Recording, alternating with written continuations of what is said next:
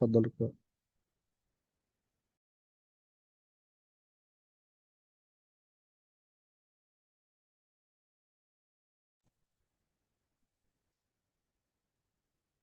Bismillahirrahmanirrahim. Assalamualaikum warahmatullahi wabarakatuh. Waalaikumsalam warahmatullah. Alhamdulillahi rabbil alamin. Wassalatu wassalamu ala ashrafil anbiya'i wal mursalin wa ala alihi wa sahbihi ajma'in. Allahumma rabbana inna nas'aluka ilman nafi'a wa rizqan tayyiba wa amalan mutaqabbala. Allahumma ighfir lana واشف مرضانا وارحم موتانا يا رب العالمين. اللهم علمنا القرآن وأسعدنا به يا أرحم الراحمين. Kaum muslimin yang dirahmati Allah, para tutor, para guru tadarus yang dirahmati Allah Subhanahu wa taala, pembawa acara Ustadz Faiz yang dirahmati Allah, barakallahu fikum. Syukran ala, terima kasih telah membawakan acara pada malam hari ini. Dan juga tim Al-Hijaz yang berada di balik layar. Semoga Allah balas dengan pahala yang berlipat ganda. Allahumma amin ya rabbal alamin. Dan kepada seluruh peserta tadarus Ahad malam yang istiqamah, semoga Allah Subhanahu wa taala mengumpulkan kita di surga kelak sebagaimana Allah kumpulkan kita di dalam majlis ini. Amin ya rabbal alamin. Kaum muslimin yang dirahmati Allah, hari ini insya Allah kita akan membahas ayat yang ketiga dan keempat.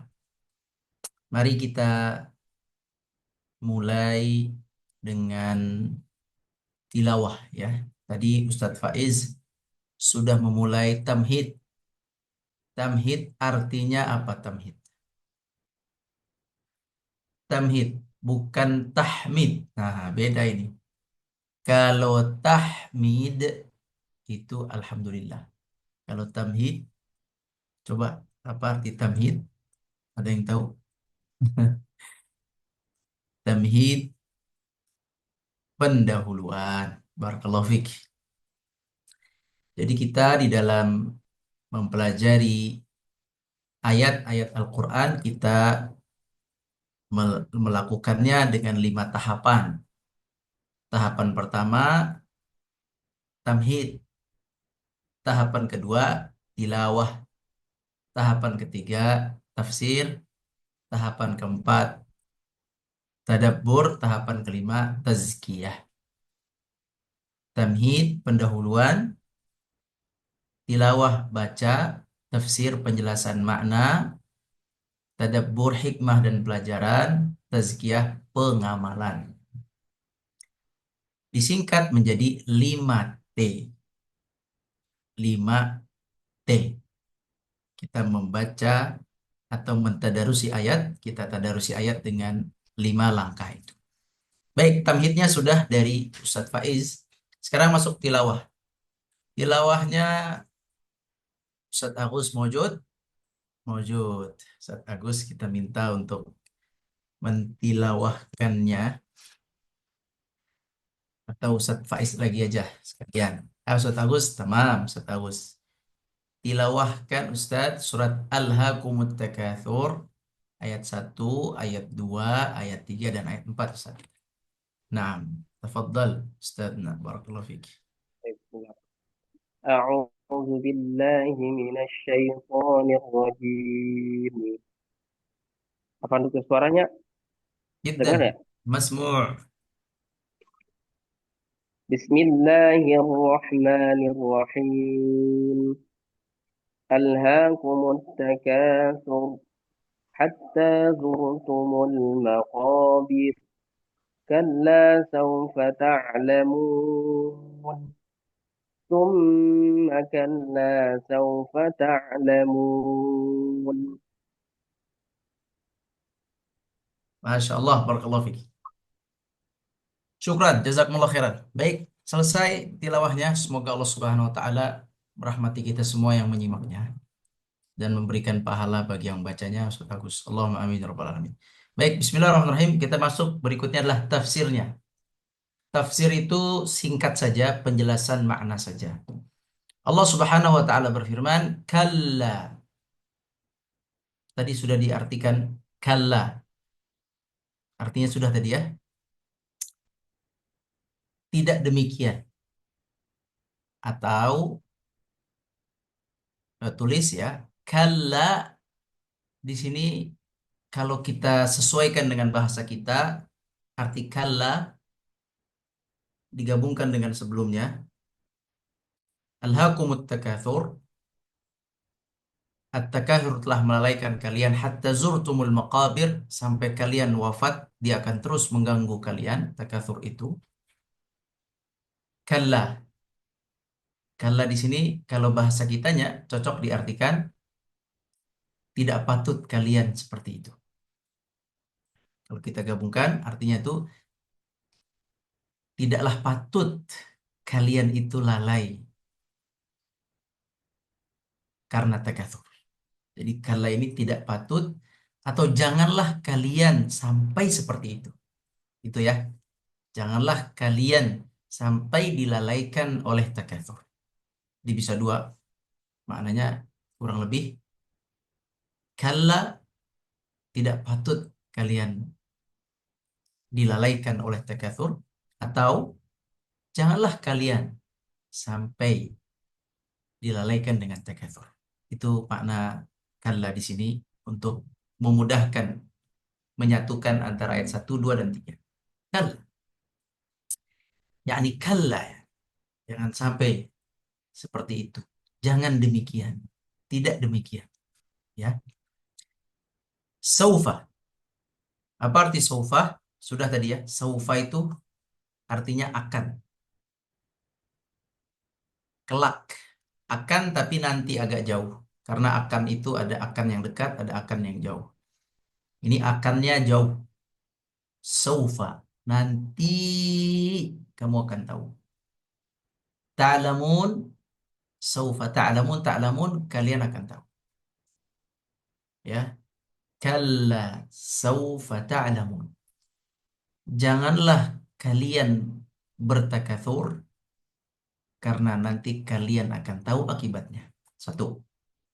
Itu yang kedua, kalla saufa ta'lamun. Tidak patut bagi kalian bertakatsur karena nanti kalian akan tahu. Ya, akan tahu kalian. Sekarang Anda tanya dulu nih. Di sini Allah Subhanahu wa taala mengatakan kalian akan tahu nanti. Pertanyaan anak di sini. Disebutkan nggak oleh Allah kalian akan tahu apa? Nanti kalian akan tahu. Tahu apa? Disebutkan atau tidak? Hmm, silakan. Boleh dijawab. Tidak disebutkan. Nah, nanti kalian akan tahu. Nah, ini di dalam Al-Quran disebut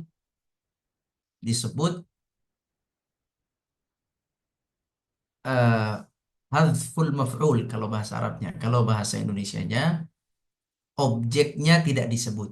Jadi, objek oleh Allah disembunyikan, ditutup. Tidak ditampilkan di ayat. Kalla saufa ta'lamun.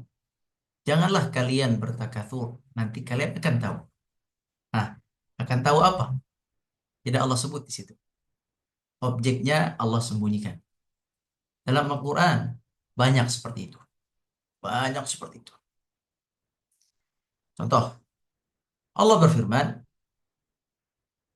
hmm, surat Ad-Duha, Allah berfirman, walal akhiratu khairul laka minal ula, wala sawfa yu'tika rabbuka fatarda. Walasawfa yu'tika rabbuka fatarda. Artinya Muhammad, Allah akan memberikanmu sehingga kamu puas, ridha. Apa yang diberikan Allah? Tidak disebut. Wala sawfa yu'tika. Yu'tika, Allah akan kasih kepadamu. Apa? Tidak tahu. Yang penting fatarda. Pemberian itu menjadikan kamu ridha. Ini namanya dalam Al-Quran disebut penyembunyian atau penghapusan atau tidak disebutkannya objek. Dan banyak dalam Al-Quran. Banyak lagi kalau kita lihat banyak dalam Al-Quran kaidah ini. Tidak disebutkannya di sini.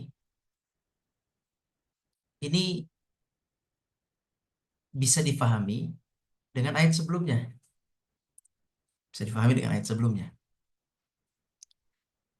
Bisa difahami dengan ayat sebelumnya.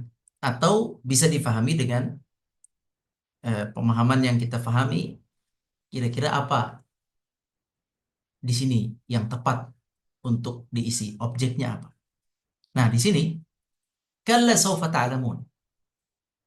Jangan kalian bertakatsur, karena kalian akan tahu. Coba kira-kira Allah bilang, kalian nanti akan tahu. Ya, tahu rasa, tahu nanti kalian akan lihat, akan tahu. Nah, kira-kira apa? Silakan. Kira-kira apa? Dosanya. Kalian akan tahu dosanya. Ayo, yang lain. Kalian akan tahu apa? Akibat buruknya dari berbanyak-banyakan harta. Balasannya, siksanya, apalagi mengerikannya, apalagi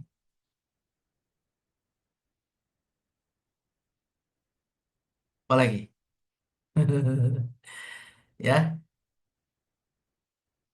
kehidupan bermegahan di dunia akan kacau di akhirat. Ya, kalian akan tahu akibatnya, akibat melalaikan perintah Allah, resikonya, hisabnya. Wah, bagus nih, ada hisabnya, penyesalannya. Bagaimana penyesalan, kalian akan tahu bagaimana penyesalannya nanti. Ya, kalian akan tahu hukumannya mengerikan. Nah, ini semua ini jawaban yang ada di sini. Ini semua jawaban ini memungkinkan, memungkinkan. Akibat buruknya, balasannya, kengerian daripada yang kita rasa ketika kita bertakasur di dunia, apa yang akan kita resikonya, hisabnya, penyesalannya, dan seterusnya. Hal-hal yang intinya adalah akan berbalik buruk kepada orang yang bertakasur. Akan tahu nanti. Akan tahu bahwa harta yang kalian kumpulkan gak ada gunanya. Kalian akan tahu nanti bahwa harta yang kalian kumpulkan akan dihisap berat oleh Allah. Kalian akan tahu nanti kalian akan menyesal ketika kalian masuk kubur bahwa yang dibawa adalah amal kalian, harta yang disedekahkan, bukan harta yang kalian tumpuk. Kalian akan tahu bagaimana nanti dahsyatnya hari barzakh. Kalian akan tahu bagaimana dahsyatnya Allah mengadakan perhitungan terhadap kalian di akhirat. Gitu. Jadi semua yang sifatnya mengerikan dan ancaman dari Allah masuk ke di situ. Kalla sawfa ta'lamun. Tsumma kalla sawfa ta'lamun. Kemudian Allah tekankan dengan yang kedua kalinya, tsumma kalla sawfa ta'lamun. Dan janganlah kalian, sekali lagi, jangan kalian seperti itu. Tidak patut kalian bertakatsur karena kalian akan mengetahui akibatnya. Ini seperti yang kita tahu, ini adalah ancaman. Mana lebih kuat? Ancaman pertama atau ancaman kedua? Hmm? Mana lebih kuat? Yang pertama atau kedua? Kedua lebih kuat tentunya. Yang pertama Allah ancam, kalla sawfa ta'lamun, thumma kalla sawfa ta'lamun. Yang kedua, lebih kuat. Hati-hati kalian akan tahu nanti.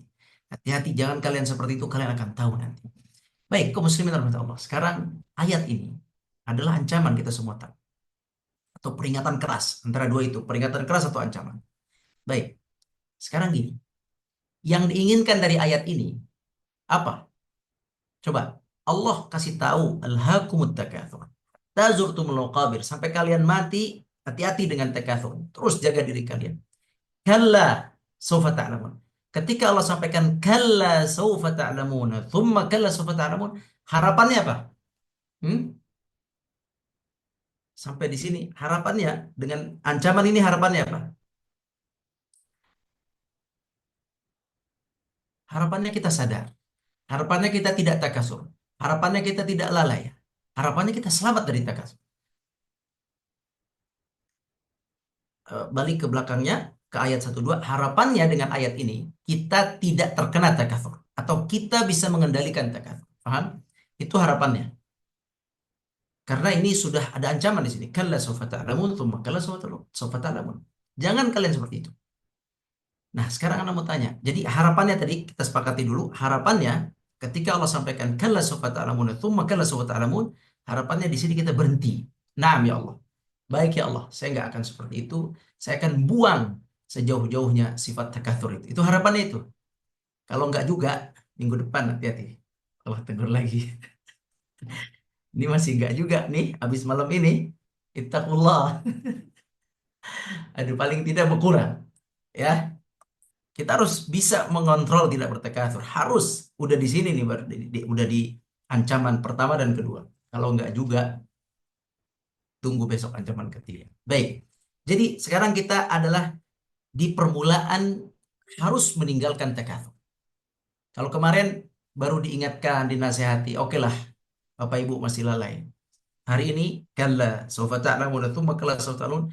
Permulaan kita harus buang sifat itu, kita harus lawan sifat itu, kita harus melatih diri kita membuang sifat itu. Harus. Kalau nggak ada gunanya ancaman ini buat kita, nggak masuk ancaman ini ke hati kita, dan kita akan terkena ancaman Allah. Ya, nggak ada gunanya. Udah belajar ini, taunya kita masih tekatur, nggak ada gunanya. Ancaman akan kena kepada kita semua. Nauzubillah min dzalik. Baik, Anda ingin cerita bagaimana cara kita biar lepas dari takatur. Sebelum Anda cerita bagaimana cara kita agar lepas dari takatsur, Anda ingin cerita, ingin tanya, ya, ingin tanya. Sebenarnya, sebenarnya rasa takatsur itu rasa cinta terhadap harta, ingin banyak harta, ingin tambah harta, ingin punya A, punya B, punya C, itu masuk takatsur. Hati-hati ya. Ingin punya A, punya B, terus banyak keinginan-keinginan dunia itu masuk takatsur. Sebenarnya takatsur itu asalnya ada di mana? Dia asalnya ada dari hati dulu, kemudian jadi perbuatan, atau dia dari perbuatan dulu, baru di hati. Dari mana sebenarnya? Dia menusuk kita dari mana? Hmm? Keinginan ingin punya A, punya B, punya C, ingin punya rumah dua, ingin renovasi rumah, ingin punya mobil yang bagus, ingin punya keinginan gaji yang besar, keinginan harta yang banyak. Ada di mana itu sebenarnya? Ada di hati, al-qalb. Jadi takatsur itu menyerang hati kita. Guru kami namanya Syekh Muhammad Rabi'ah. Anda pernah satu mobil sama beliau di Jakarta. Beliau ke Jakarta, Anda satu mobil. Anda bertadarus sama beliau di kendaraan, di soft yang kedua. Depan ada yang bawa kendaraan, Anda di tengah sama beliau. Anda bilang, Syekh, kita tadarus takatsur. Anda bacakan ayatnya, Alhaakumut takatsur. Kemudian kata beliau, ya Rahmat, Alhaakum. Apa arti alha? Saya bilang, yang melalaikan. Baik. Apa yang dilalaikan? Perbuatan atau hati? Maka ketika itu beliau mengatakan, alha adalah yang dilalaikan pertama kali adalah hati kita. Al-qalb. Di sini. Hati kita dilalaikan dengan keinginan-keinginan yang berlebihan, keinginan banyak, keinginan yang begitu banyak. Alhaakum. Berarti yang pertama kali harus dirapihkan adalah rasa cinta terhadap harta dalam hati itu. Hubbul mal. Mencintai harta itu dasarnya. Ingin menambah-nambah harta itu dasarnya. Itu dasarnya. Itu yang mau kita buang. Bukan yang kita buang bukan jangan bisnis, bukan. Silakan bisnis. Yang mau kita buang bukan usaha kita mencari rizki, bukan. Itu jangan dibuang. Yang ingin dibuang adalah kecintaan, keterikatan hati kita ke dalam harta. Itu yang mau dibuang. Anak kasih contoh begini, biar jelas. Kaum muslimin, pernah dengar bahwa Nabi khutbah Jumat, kemudian datang dari negeri Syam, dari negeri Syria, Syam, dari negeri Syria, Palestina, unta dengan barang dagangan yang sangat lengkap datang dan berhenti di belakang Masjid Nabawi. Bayangin Masjid Nabawi, masuk barang importir, barang impor masuk ke Madinah, transit atau berhenti di belakang Masjid Nabawi. Pernah dengar ceritanya?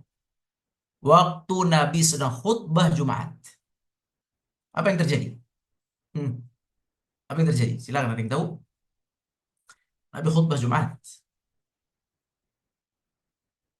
barang import yang akan dijual di kota Madinah, di pasar Madinah, pas sampai ketika Nabi sedang khutbah Jumat. Apa yang terjadi? Ada yang tahu? Di surat Jumat, apa yang terjadi? Apa yang terjadi? Jamaah gagal fokus. Jamaah gagal fokus. Kalau bahasa zaman sekarang, ya. Apa yang terjadi? Mereka gagal fokus. Terus apa yang terjadi? Apa yang terjadi? Naam, sahih. Apa yang terjadi? Banyak sahabat meninggalkan khutbah Nabi Shallallahu Alaihi Wasallam. Ajib, menakjubkan cerita ini.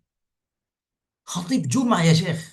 Salatul Jum'ah, khatib yang berkhutbah Nabi, yang jamaahnya siapa? Sahabat Rasulullah SAW. Tapi lihat bagaimana sebagian sahabat, bukan enggak semua, sebagian yang ada di masjid itu, mereka keluar, mereka bubar, dan mereka bersegera menuju ke perdagangan itu. Untuk apa? Coba Anda tanya, untuk apa? Kenapa mereka keluar? Untuk apa kira-kira? Kenapa mereka keluar? Kenapa? Biar apa? Ayo, kira-kira aja, biar apa? Hah? Ini ibu-ibu jago jawabnya nih. Ingin tahu untuk belanja, untuk beli. Iya, kenapa nggak nanti aja habis Jumat? Hah? Biar apa? Tentu mereka ingin beli. Kenapa nggak nunggu Jumat? Kenapa? Biar apa? Takut nggak kebagian, gampangnya begitu. Takut kehabisan, gampangnya begitu. Atau dia pengen beli beli banyak stok biar nanti bisa jual lagi. Stok biar nggak kehabisan stok, biar saya bisa banyak. Anak tanya, bisa nggak? Benar. Ya, setannya menang. Ya, betul. Karena ingin berbanyak-banyakan. Kalau nanti saya habis Jumatan, barang udah habis, saya mau jualan. Kaum muslimin, takathur mengenai seseorang yang sedang sholat Jumat. Haji, dari mana munculnya? Apa yang menyebabkan mereka keluar? Di mana itu? Harta itu menusuk apa mereka? Apa pertama yang masuk ke dalam, kemana masuk? Ke hati mereka duluan. Itu ke situ masalahnya. Hati mereka, kata hati mereka, wah, beli sekarang. Kalau nggak kehabisan, nanti Anda nggak bisa jualan. Percuma punya modal kalau barang nggak ada. Cepat borong semua. Keluar para sahabat kaum muslimin. Sahabat Rasulullah SAW. Jadi antum kalau merasa Anda nggak kena, mustahil. Karena udah bilang kita akan kena, tapi kita berusaha untuk membuang itu dari hati kita. Yang dicela bukan dagangannya, bukan importirnya, bukan barangnya, bukan. Yang dicela adalah Anda meninggalkan khutbah Rasulullah gara-gara dagangan itu. Itu yang dicela. Berarti kecintaan kepada Allah dan Rasulnya terkalahkan dengan kecintaan terhadap barang-barang dagangan itu. Ini masalahnya. Di sini perlunya kita membuang kecintaan itu. Bukan yang nggak boleh cari rizki. Kata Allah, "Faida qudiyatus shalah", kalau selesai sholat, silakan kalian cari rizki. Artinya jangan sampai dunia kecintaan terhadap rizki, terhadap harta menjadikan kita lalai. Contoh itu, contoh satu. Itu contoh takatsur. Ya, ingin banyak dia keluar duluan. Ini contohnya banyak dalam keseharian kita. Contohnya lagi sholat Jumat, orderan rame. Hmm? Dagangan rame lagi sholat Jumat. Pesanan rame lagi sholat Jumat. Ini namanya, di sini ujian kita. Kuat nggak kita membuang kecintaan terhadap harta ketika kita sedang harus menunaikan perintah Allah Subhanahu wa taala. Itu contoh satu. Contoh kedua gini. Perang yang Nabi Shallallahu alaihi wasallam dan sahabat kalah sampai berdarah Nabi, sampai luka Nabi. Perang apa? Badar atau Uhud? Ini contoh kedua, tadi contoh satu, contoh kedua. Badar atau Uhud? Ayo, waktu kita masih ada, mudah-mudahan Allah kuat, Allah berkahkan. Perang Uhud, kaum muslimin kalah. Masalahnya apa kalah? Jumlah mereka itu 700 kurang lebih. Melawan 3.000. Aslinya 1.300 pulang. Munafikin. Sisa 700. 700. Coba untuk bayangin. 700 itu banyak. Oke. Kemudian mereka kalah. Gara-gara apa mereka kalah? Gara-gara harta rampasan perang. Tapi pertanyaan anak, apakah 700-700-nya yang melanggar atau berapa yang melanggar? Apakah semua 700 orang yang melanggar atau ada sebagian aja yang melanggar? Hmm? Sebagian yang melanggar. Coba antum bayangkan kaum muslimin, betapa betapa beratnya ujian harta itu, betapa beratnya harta itu, betapa ganas bahasa kitanya, berapa dahsyatnya harta itu masuk ke dalam hati kita, merusak semuanya, merusak kesuksesan dakwah kita, naudzubillah min dzalik, merusak kesuksesan perang yang harusnya kita menang, akhirnya menjadi gagal gara-gara segelintir kaum muslimin yang jumlahnya tidak sampai ratusan, hanya puluhan. Dari 700 hanya puluhan, tidak sampai bahkan 10%. Kurang lebih 40 orang yang di atas turun. Yang di bawah juga sama sebenarnya. Ya, sebagian yang di bawah juga sama menuju harta rampasan. Yang di atas turun menuju harta rampasan. Tidak semua ada yang standby di atas, tapi turun dari gunung turun ke bawah. Kaum muslimin, yakni banyak lihat bagaimana sahabat terkena di saat mereka berperang untuk berjihad di jalan Allah, di saat dihadapkan oleh Allah Azza wa Jalla harta rampasan, mereka masuk takatsur alhaakum, langsung takatsur ingin harta itu alhaakum, melalaikan hati kalian sehingga kalian turun, kalian fokus kepada ghanimah, kemudian langsung Allah turunkan musibah bagi kaum muslimin. Secepat itu Allah turunkan musibah bagi kaum muslimin. Mereka orang soleh, harus segera ditegur. Subhanallah, kalau tidak, maka bahaya ke depannya. Langsung diturunkan oleh Allah kekalahan untuk mereka, kaum muslimin. Lihat bagaimana seorang yang awalnya ingin berjuang di jalan Allah, awalnya sedang sholat Jumat, ingin ibadah kepada Allah, di tengah-tengah kemudian ada harta, mim ba'di ma arakum ma tuhibbun, kata Allah. Ketika Allah tampakkan sesuatu yang kalian cintai, yakni harta, kalian langsung bergetar, hati kalian bergerak, langsung kalian tinggalkan ketaatan, kalian langsung lalai. Kaum muslimin rahmati Allah, mereka para sahabat cepat dalam bertaubat.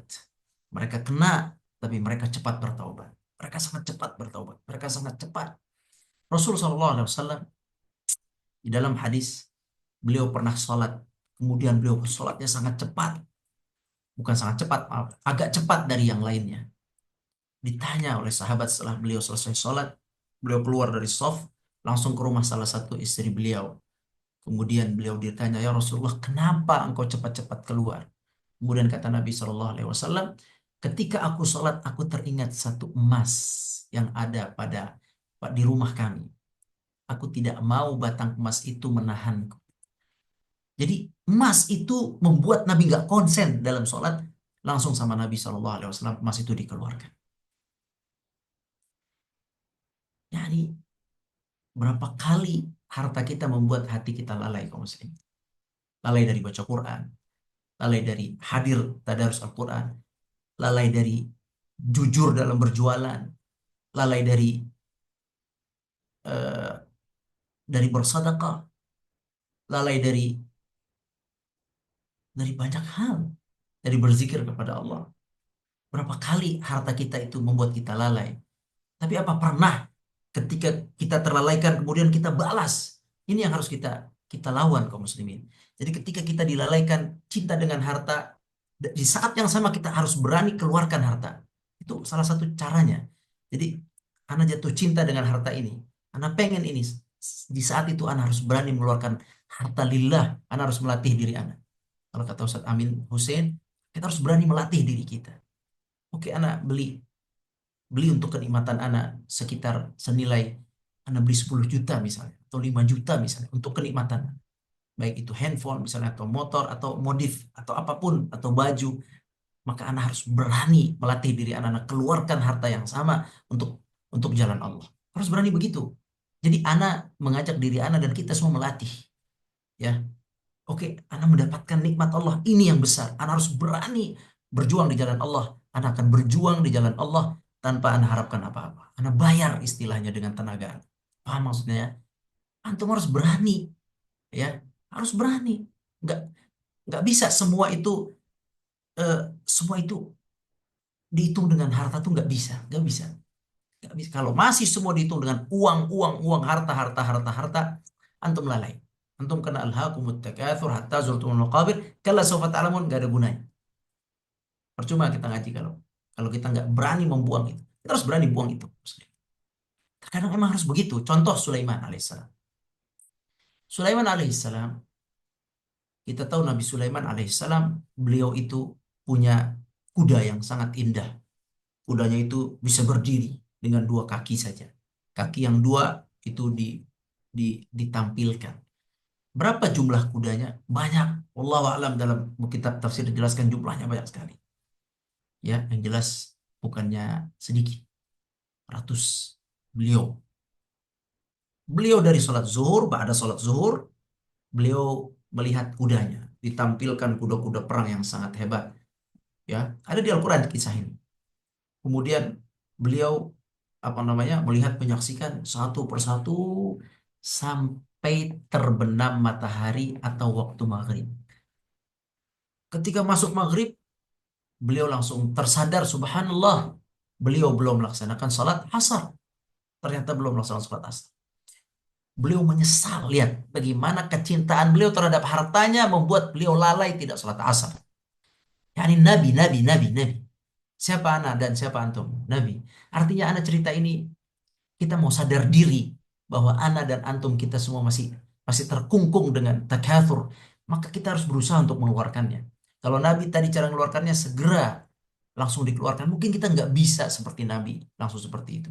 Atau Nabi Sulaiman, Sulaiman alaihissalam, ketika beliau sadar bahwa kuda-kuda itu telah melalaikan beliau, besok harinya beliau panggil kuda-kuda itu. Wahai prajuritku, panggil kuda-kuda itu. Dihadirkan kuda-kuda itu oleh Nabi Sulaiman. Beliau sudah jadi nabi, sudah jadi nabi. Dipanggil sama beliau. Kemudian dipatahkan kakinya satu persatu, kemudian disembelih oleh Nabi Sulaiman satu persatu. Semuanya berarti beliau melatih hatinya supaya tidak takatsur, langsung ditutup pintunya. Ditutup pintunya. Ya, ditutup pintu takatsurnya. Kita nggak mungkin mampu seperti itu. Nggak mungkin, itu berat sekali untuk bisa mengamalkan itu. Tapi paling tidak, kalau kita pengen punya mobil satu, pengen punya dua, punya tiga, punya empat, punya lima, antum harus berani menginfakkan, mewakafkan satu ke sana. Begitu, kalau mau ngelatih biar gak takatsur. Jangan sampai mobil berderet semua milik kita. Terus berani, beneran. Atau kalau nggak berani diwakafin, udah ini satu, tolong dipakai buat dakwah. Buat dakwah, nggak apa-apa, pemilikan masih punya anak, tapi ini dakwah. Dah, bukan buat anak pakai sendiri. Harus berani. Misalnya anak punya handphone banyak, oke udah ini satu, anak wakafkan. Harus berani sih. Kalau nggak begitu, gimana kita mau buang takatsur ini? Kalau kalian teman-teman yang guru-guru Quran, para ustadz-ustadz di sini, harus berani juga. Hari ini anak mengajar jadi sumber rezeki anak. Tapi pada saat anak harus berani anak mengajar benar-benar untuk Allah Azza wa Jalla. Benar-benar anak tidak mengharapkan apa-apa. Harus berani. Harus berani itu. Oke, ini anak terima, anak kembalikan ke masjid misalnya. Itu harus berani. Gak bisa nggak begitu. Kalau kita mau menghilangkan sifat takasur dari diri kita. Karena takasur akan terus merasuk kita. Akan terus menusuk hati kita. Maka cepatlah taubat. Taubat, keluarkan. Beranikan diri. Sekarang mau kurban. Antum harus berani. Saya harus kurban. Saya harus kurban. Gimana nih uangnya? Coba dicek lagi. Kenapa berani beli handphone baru? beli laptop baru tapi nggak berani beli kurban. Nggak bisa begitu. Nggak bisa begitu. Oke, kurban aja untuk orang yang mampu, tapi nggak boleh juga kita membiasakan diri begitu. Beli ini, beli ini, beli ini, beli ini, beli ini, beli ini. Ya, Gojek tiap hari gosen, gosen, gosen, gosen, gosen. Kalau dikumpulin gosen sebulan, udah 3,5 juta harga kurban. Giliran kurban bilang nggak punya duit. Ini nggak terlatih ini. Ininya apa namanya? Takaturnya harus dilatih. Kita harus berani mengeluarkan sesuatu karena Allah. Karena siapa yang berani mengeluarkan sesuatu karena Allah, maka akan diganti dengan yang lebih baik di akhirat. Jangan nyari di dunia lagi, di akhirat sebagai pahala kepada Allah Subhanahu wa taala yang besar. Oke, kaum muslimin rahmati Allah. Jadi intinya, anak ngejelasin tafsir banyak banget ya. Anak cerita ini ingin menjelaskan bahwa takatsur itu telah mengenai sahabat ketika sholat Jumat, mengenai sahabat ketika perang Uhud. Artinya kita akan potensi kena, tapi kita harus tahu caranya bagaimana kita buang itu. Seketika datang, kita harus berani membuangnya. Kalau Nabi, cara membuangnya langsung barangnya dikeluarkan. Kalau Nabi Sulaiman, langsung kudanya disembelih. Mungkin kita tidak seperti itu, tapi kita harus berani. Ini mengganggu saya. Saya harus keluarkan sedekah karena Allah untuk saya buang kecintaan saya terhadap yang barang ini. Saya keluarkan. Mungkin bukan barangnya, tapi nilainya. Mungkin nilainya nggak sebesar itu, tapi saya harus keluarkan. Itu melatih supaya takatur atau kecintaan terhadap harta itu kegerus sedikit-sedikit. Tawakal, ya. Kerja lagi silakan, beramal lagi silakan, bisnis lagi silakan. Karena Nabi Sulaiman pun seorang raja kaya raya kok nggak ada masalah. Tapi Nabi Sulaiman ketika jadi raja yang kaya raya, hatinya sudah tidak ada takatur sedikit pun. Makanya ketika dikasih sogokan istilahnya oleh Balqis, apa kata Nabi Sulaiman? Nggak penting saya, nggak mau saya itu. Saya sudah punya yang bagus. Yani beliau eh, mendahulukan kenabian yang Allah kasih daripada itu. Sogokan gak laku. Jadi kaum muslimin rahmati Allah, ini kurang lebih gambaran umum apa yang antum bisa ambil pelajaran dalam hidup masing-masing. Terus apa niat antum setelah ini silakan diskusikan. Tapi pesan anak ingin malam ini kita semua berniat untuk membuang kecintaan terhadap harta dari hati kita. Itu poinnya. Jangan sampai ancaman ini tidak kita gubris, kita buang. Nanti insya Allah tahun depan, kalau enggak juga minggu depan ada ancaman lagi. Wallahu a'lam. Astagfirullahaladzim. Astagfirullahaladzim. Barakallahu fikum. Syukran. Assalamualaikum warahmatullahi wabarakatuh.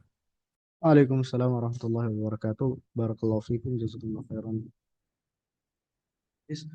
Dan sekarang tiba saatnya kita masuk kepada sesi tadabbur bersama dengan para tutor. Di sini ada tutor bersama saya sendiri Ustaz Faiz, lalu kemudian ada Ustaz Agus Mujib, lalu kemudian ada Ustaz Amin Hussein, lalu kemudian ada Ustazah Mega dan Ustazah Hanifa dan juga Ustazah Raudatul Wardah.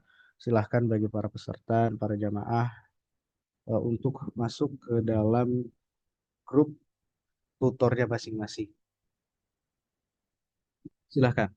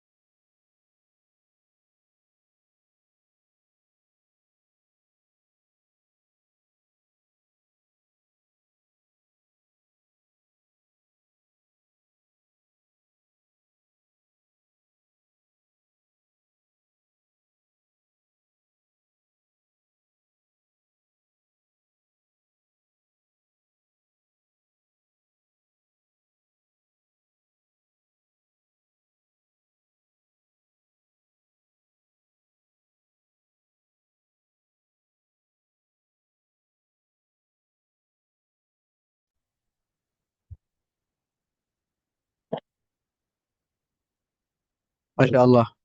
Apakah sudah semua? Masya Allah, Alhamdulillah, kita telah eh, menuangkan banyak sekali hikmah dan juga pembelajaran yang kita miliki. Dan semua hikmah itu disimpan di dalam diri kita masing-masing,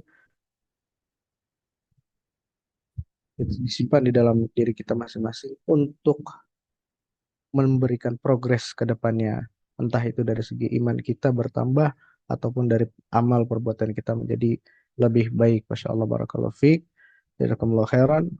Mungkin ada kalimat penutup dari Dr. Ahmad Hidayat Lubis. Tafadhal, Dokter. Jazakumullahu khairan wa barakallahu fikum. Eh, kaum muslimin yang dirahmati Allah Subhanahu wa taala, hmm, eh, Nabi pernah berdoa yang bunyinya eh, Allahumma la taj'alid dunya akbara hammina. Yang artinya, ya Allah, jangan engkau jadikan dunia sebagai tujuan utama kami. Jadi pelajaran malam ini karena kita diberikan oleh Allah ancaman, saya ngajak diri saya dulu, ngajak diri anak yang lemah ini, dan anak ngajak semua untuk membuang kecintaan terhadap dunia. Karena kecintaan terhadap dunia ini musibah bagi seorang muslim. Buktinya perang Uhud menjadi kalah gara-gara segelintir muslim jatuh kepada cinta dunia. Semua akhirnya digagalkan oleh Allah. Maka buang cinta dunia dari hati kita. Jangan kita rusak keutuhan rumah tangga kita, keutuhan lembaga dakwah kita, keutuhan organisasi kita gara-gara cinta harta yang ada dalam hati kita. Kita buang. Setelah itu silakan cari rezeki. Anda nggak pernah melarang cari rezeki. Tapi jangan pernah bersedih kalau rezeki itu sudah dicari tidak dapat. Jangan pernah bersedih kalau rezeki itu dicari dapatnya sedikit. Jangan pernah bersedih kalau rezeki itu yang sudah dicari tiba-tiba dia hilang. Karena Allah Subhanahu wa taala lebih kita cintai daripada harta itu. Belajarlah mencintai Allah dan Al-Quran, terutama Al-Quran. Kalau antum cinta Allah, cinta Quran. Jadikan dia lebih utama dibandingkan yang lain. Anda juga dapat pelajaran dari Syekh guru tadarus kita juga, Syekh Rabi'ah. Beliau mengatakan, beliau bertanya, Anda tanya ke antum semua, mana lebih mulia kerajaan yang diberikan oleh Allah kepada Nabi Sulaiman, yaitu bisa berbicara dengan hudhud, bisa berbicara dengan hewan lainnya, bisa mendengar semut, bisa berbicara dengan jin, bisa mengendalikan angin sebagai alat transportasinya. Mana lebih bagus kemegahan itu dengan Al-Quran yang Allah turunkan kepada Nabi Muhammad? Mana lebih bagus? Jawab, mana lebih bagus? Al-Quran, udah pasti itu. Maka jadikan Al-Quran di atas segala-galanya. Cintai dia. Sisanya harta serahkan sama Allah. Ana silakan cari, Ana nggak pernah melarang cari. Jangan salah paham lagi. Insya Allah sudah jelas di pertemuan ketiga. Cari rizki silakan. Beramal silakan. Tapi jangan jadikan di dalam hati. Hati kita Al-Quran, Allah, akhirat. Udah itu aja.